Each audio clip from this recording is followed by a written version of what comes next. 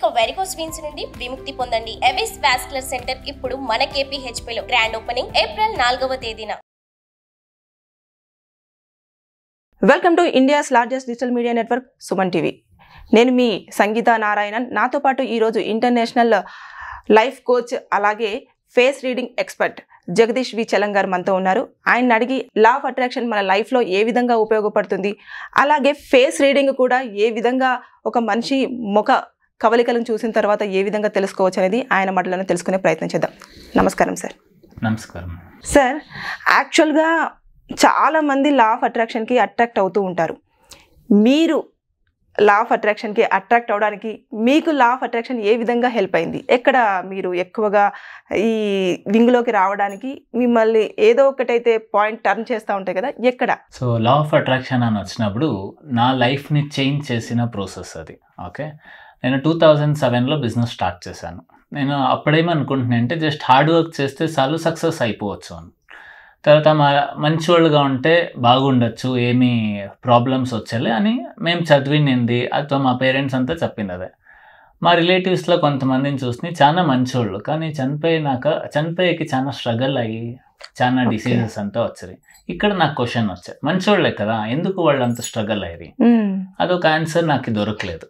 తర్వాత 3 years hard work చేసింది. Hard work చేశాక కూడా సక్సెస్ రాలేదు. అక్కడ నాకు ఈ హార్డ్ వర్క్ చేస్తే సక్సెస్ వస్తుంది, బుక్స్లో అదే చదివింది, ఎందుకు నాకు రాలేదు అనే క్వశ్చన్కి ఆన్సర్ వెతకడానికి ఆల్మోస్ట్ 3 years పట్టింది. మలేషియాకి పోయాను ఒక బిజినెస్ మీట్కి. ఓకే, అక్కడ వచ్చేటప్పుడు ఒక బిజినెస్ మ్యాన్ని మీట్ అయ్యాను. మీట్ అయినప్పుడు సార్ మీ ఇట్లా కాసేపు మాట్లాడచ్చా అని ఎయిర్పోర్ట్లో మీట్ అయ్యాను. ఆ వ్యక్తితో మాట్లాడినప్పుడు సార్ నేను చాలా హార్డ్ వర్క్ చేస్తాను సార్, రోజుకి 14 hours వర్క్ చేస్తాను, బట్ నాకు అనుకున్నంత సక్సెస్ వస్తూ ఉండలే అంటే అప్పుడు ఇమీడియట్గా ఆయన చెప్పింది ఏమంటే మరీ హార్డ్ వర్క్నే నమ్ముకుంటే ఓడిపోతావు అంటే. షాక్ అయిపో. ఇప్పటి వరకు మా టీచర్స్ పేరెంట్స్ చెప్పింది ఏమి హార్డ్ వర్క్ చేయండి, కానీ హార్డ్ వర్క్తో పాటు ఇంకొకటి ఏమో కావాలి అని చెప్పారు. ఏం సార్ అది అంటే అది ఇప్పుడు మీకు చెప్పినా అర్థమయ్యలేదు, సో ఇది కాదు మైండ్ సెట్ అని. తర్వాత ఆయన రిక్వెస్ట్ చేసినప్పుడు అప్పుడు చెప్పారు వాళ్ళు, అదే లా of attraction. So law of attraction అంటే ఏమి అని తెలుసుకున్నప్పుడు అప్పుడు నాకు అర్థమైంది మన ఆలోచించే విధానం. ఓకే, ఒక వ్యక్తికి పర్ డే అప్రాక్సిమేట్లీ 60,000 నుంచి 80,000 థాట్స్ వస్తుంది. ఓకే, అందులో ఎక్కువ రిపీటెడ్ థాట్స్. ఓకే, మనం ఏమన్నా పని చేసేటప్పుడు చూడండి, ఒక మంత్రం చెప్పాలంటే నాకు డిస్ట్రాక్షన్ అవుతుంది అని చెప్తాము, లేదా ఏమన్నా ఒక పాఠం వినేటప్పుడు ಅಥವಾ ఏమన్నా ఒక మంచి మాట వినేటప్పుడు డిస్ట్రాక్షన్ అవుతుంది. కానీ గమనించి చూసిండారా, నోట్లు కట్టే వాళ్ళకి ఇయ్యండా కౌంట్ చేయమని చెప్తే ఏ డిస్ట్రాక్షన్ లేకుండా కౌంట్ చేస్తారు. అంటే they are focused on it. ఎలాంటి వ్యక్తి అయినా నోట్లో కట్టే వాళ్ళ చేతిలో పెడితే ఏ డిస్ట్రాక్షన్ ఉంది కౌంట్ అయ్యే వరకు డిస్టర్బే కాదు. అంటే ప్రతి ఒక్కరికి ఆ సామర్థ్యం ఉంది, కానీ మైండ్ డైవర్షన్ అవుతూ ఉంటుంది. ఓకే, సో ఇక్కడ నాకు అర్థమైంది ఏమి అంటే మన ఆలోచనలు బాగుంటేనే మన హ్యాబిట్స్ బాగుండేది, మన హ్యాబిట్స్ బాగుంటేనే మన పర్సనాలిటీ బాగుండేది, మన పర్సనాలిటీ బాగుంటేనే మన లైఫ్ బాగుండేది. సో ఈ థాట్స్కి ఇంత ప్రాముఖ్యత ఉంది అనేది నాకు అప్పుడు తెలిసే. తర్వాత నేను దీన్ని ఫాలో చేసేకి షురూ చేస్తాను. సో ఇది ఫాలో చేసినప్పుడు నా లైఫ్లో one of the worst face అని చెప్పచ్చు. సో ఇక్కడ ఏమంటే నాకు చిన్నప్పటి నుంచి ప్రపంచం తిరగాలి అని ఆశ. తెలుసో తెలియకో కొన్ని విషయాల్లో నేను లా ఆఫ్ అట్రాక్షన్ ఫాలో చేసింది. నేను ఒక బిజినెస్కి వచ్చేకి ముందు ఓకే క్రికెటర్ కావాలి అని ఆశపడుతుంది. ఆల్మోస్ట్ స్టేట్ క్రికెటర్ దాకా పోతుంది, కానీ ఎపిలిప్సీ ఉండే దానివల్ల నా క్రికెటింగ్ కెరియర్ స్టాప్ అయ్యా.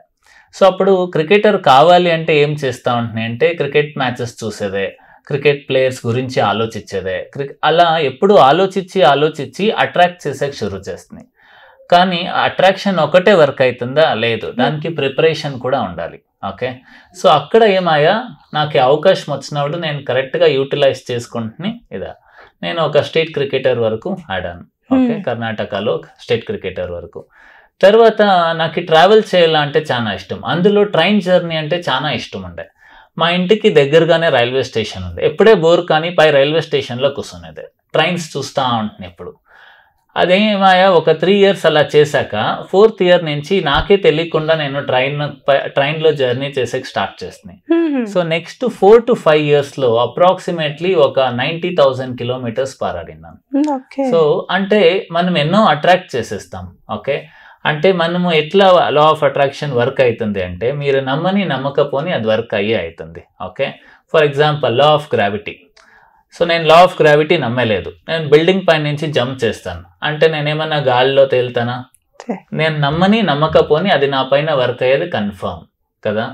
అలాగే లా ఆఫ్ అట్రాక్షన్, నేను నెగిటివ్ గా నమ్మితే నెగిటివ్స్ అట్రాక్ట్ చేస్తాను, పాజిటివ్స్ గా నమ్మితే పాజిటివ్స్ అట్రాక్ట్ చేస్తాను. కానీ చాలా మంది నెగిటివ్స్ కి త్వరగా ఎనర్జీ ఇచ్చేస్తారు, కానీ పాజిటివ్స్ కి ఇచ్చేకి చాలా టైం తీసుకుంటారు. ఓకే, అదే మీరు ఒక చిన్న పిల్లాడు చూస్తే ఎన్నోసార్లు నడిచేటప్పుడు పడతాడంట, కానీ అతనికి నెక్స్ట్ డే నేను పడిపోతుంది కదా అని తల్లా ఉండలేదు. ఓకే, 6 years లోగా ప్రతి ఒక్క వ్యక్తిను పాజిటివే. తర్వాత సిచ్యుయేషన్స్, ఎడ్యుకేషన్ సిస్టమ్, పేరెంట్స్ వీళ్ళందరూ సేరి వాళ్ళని నెగిటివ్ చేసేస్తారు. So for best example Sachin Tendulkar. చిన్నప్పుడు ఎలాంటి మనస్తత్వం ఉండే ఆయన ఇప్పటికీ అలాగే ఉంది, ఓడిపోతాననే ప్రాబ్లం లేదు ఆయనకి. అంటే వాళ్ళ ఫ్యామిలీలో ఏం చేశారు, 6 years అలా ఎప్పుడు ఎలా ఉన్నారు అలాగే ఉండేదానికి వదిలేశారు. ఇప్పుడు చాలా మంది సెలబ్రిటీస్ బిడ్డలు చూస్తూ ఉండొచ్చు. ఫర్ ఎగ్జాంపుల్ రామ్ చరణ్ కావచ్చు, అల్లు అర్జున్ గారు కావచ్చు. వీళ్ళు చిన్నప్పుడు యాక్టింగ్ అంటే ఇష్టము, ఆ తర్వాత డాన్సింగ్ అంటే ఇష్టం. ఇప్పుడు సేమ్. వాళ్ళని ఎవరన్నా డిస్కరేజ్ చేసింటే నీ వల్ల కాదు అని అంటే అయ్యలేదు. సో వాళ్ళు ఆ థాట్స్ ఫీడ్ చేస్తా చైల్డ్ గా ఉన్నప్పుడే వాళ్ళని అలాగే వదిలేయాలి. సో చాలా మంది ఏమైతే రెస్ట్రిక్ట్ చేసేకి షురూ చేస్తారు. రెస్ట్రిక్ట్ చేసినప్పుడు చాలా కష్టం అయిపోతుంది. సో ఇక్కడ నా లైఫ్ లో హెల్ప్ అయింది ఏమి అంటే, ఒక బిజినెస్ చేయాలా అనుకుంటుని డైరెక్ట్ గా డిసైడ్ అవుతుంది, ఏ డౌట్స్ లేకుండా బిజినెస్ స్టార్ట్ చేసినాయి. కానీ పరిస్థితులు ఏం చేస్తా ఉంటే చాలా ప్రాబ్లమ్స్ వచ్చినప్పుడు అవుతుందా లేదా అనే డౌట్స్ ఇవన్నీ వస్తూ ఉండే. సో 2010 వరకు అంత కష్టపడినా కానీ సక్సెస్ రాంది. 2010 నుంచి 2013 ఈ టైంలో 2007 to 2010 ఒకే ఒక గోల్ అచీవ్ చేసే కాలే, 30 goals రాసుకోండి. అదే 2010 లా ఆఫ్ అట్రాక్షన్ ఫాలో చేశాక 2010 నుంచి 2013 లోగా నా గోల్స్ లో 30 goals లో 27 goals అచీవ్ చేశాను. అంటే సేమ్ ఎఫర్ట్స్ కానీ రిజల్ట్స్ వాస్ డిఫరెంట్. రిజల్ట్స్ చాలా డిఫరెంట్ గా వచ్చాయి, చాలా బాగా వచ్చాయి. దానికి కారణమే ఆలోచించే విధానం. సో ఆ ఆలోచించే విధానము చాలా హెల్ప్ అవుతుంది. సో అది one of the major part in my life. తర్వాత నా ఫ్యామిలీ విషయాలకు వస్తే, మా అమ్మకి 2008 లో యాక్సిడెంట్ అయ్యా. సో డాక్టర్ చెప్పారు ఆమె ఇంకా నడవలేరు అని. మా అక్కకి పెళ్లి ఫిక్స్ అయ్యా. మా అక్క చెప్పారు మా అమ్మ నడిచేకయ్యలేదు కాబట్టి పెళ్లి చేసుకోను అని. నేనేమో చెప్పాను మా అక్కకి మా అమ్మకి, నీతో నడిపించేస్తాను అని. మా అమ్మకి రోజు ఆ లా ఆఫ్ అట్రాక్షన్ టీచ్ చేసేకి షురూ చేశాను. టీచ్ చేశాక తను మెడిసిన్ కి రెస్పాండ్ అయ్యాక షురూ అయ్యా. ఓకే, అంటే ఏమని చెప్పేవారు అమ్మకి, అమ్మ నువ్వు ఆలోచించు, పెళ్లికి నువ్వు పారాడుతా ఉండవు, అన్ని ఏముంది సాంగ్యాలన్నీ నువ్వు చేస్తా ఉండవు, యాల నీ చేతిలో నడిచేదానికి నువ్వు నడుస్తా ఉండవు అని ప్రతిరోజు చెప్పేదే. తర్వాత కొన్ని ప్రాసెస్ ఉంటుంది, ఆలోచించే విధానము ప్రతి ఒక్కటి. తనకి ఫస్ట్ బతుకు మీద ఆశ పుట్టించాను. ఆ ఆశ ఏమాయా తన బాడీ రెస్పాండ్ అయ్యే షురూ అయ్యా. అప్పటి వరకు మా అమ్మ అయ్యో ఏమన్నా ఇచ్చేయండి రా, ఈ నొప్పి భరించేకాయలే, చనిపోతే మీకు బర్డన్ ఉండలే అని చెప్తా ఉండ్రి. కానీ ఫస్ట్ ఆమెకి ఆశ పుట్టించాను. ఆశ పుట్టించాక ఏమాయా తను నమ్మేకి షురూ అయ్యా. తర్వాత పక్క రోడ్ల ఒక ఫిజియోథెరపిస్ట్, పెద్ద డాక్టర్ వల్ల కాలేదు, ఒక ఫిజియోథెరపిస్ట్ సపోర్ట్ చేశారు. మా అమ్మ 8 months లో తను ఒక స్టిక్ సపోర్ట్ తో నడిచేకి స్టార్ట్ అయ్యా. ఒక మేజర్ యాక్సిడెంట్, కాలుకి రాడ్ వేసిండారు, నడిచేకి అయ్యలే అని చెప్పింది. 8 months లో నార్మల్ గా నడిచేకి షురూ అయ్యారు. ఇప్పుడైతే మా అమ్మ 3 floors ఎక్కి దిగుతారు.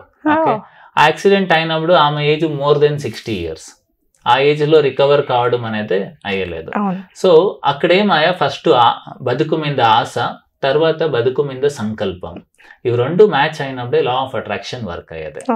సో ఇక్కడ ఒక మిరాకలస్ రిజల్ట్ అనే చెప్పొచ్చు. అది చాలా లైఫ్ లో హెల్ప్ అయ్యా. అంటే ఫైనల్లీ మనము ఏదైనా సరే పాజిటివ్ గా ఎక్కువగా ఆలోచించాలి. అలాగే మన సంకల్పం ఏదైతే ఉంటుందో క్లారిటీగా మెయింటైన్ చేసేసుకొని మనం గట్టిగా అనుకుంటే ఖచ్చితంగా అయిపోతుంది. ఖచ్చితంగా అయితే ఎలా అంటే యూనివర్స్ అందరికీ ఒకటే. ఇప్పుడు వాన వస్తా ఉంటుంది, వర్షం జోరుగా వస్తా ఉంటుంది. ఎవరైనా ఒక అంబానీ పైన వర్షంలో తడిసేస్తారు, ఆర్ ఈవెన్ మెగాస్టార్ చిరంజీవి అయినా వర్షంలో తడేస్తారు. సో ఎవరన్నా ఆపేకైతుందా వర్షాన్ని? కానీ కొంతమంది గొడుగుతో పోతారు, కొందరు వెహికల్స్ లో పోతారు, కొందరు రెయిన్ కోట్ తో పోతారు. అంతే లా ఆఫ్ అట్రాక్షన్. కొంతమంది ప్రిపేర్ అయింటారు, కొంతమంది ప్రిపేర్ అయిండలే. సో ప్రిపేర్ అయినప్పుడు ఆ వర్షాన్ని కష్టాలుగా చూస్తారు. కానీ ప్రిపేర్ అయిండే వాళ్ళు ఓకే కారు ఉంది కదా ఈజీగా నేను క్రాస్ చేసి వెళ్ళిపోవచ్చు, అతో గొడుగు తెచ్చుకో ఉంటారు, ఓకే ఈజీగా ఆన్ టైంకి వాళ్ళు ఎక్కడ రీచ్ కావాలో రీచ్ అవుతారు. ఇవేమి తెచ్చుకో ఉండలే, వాళ్ళు వర్షం నిలిసే వరకు ఆగాలి, తర్వాత మూవ్ కావాలి.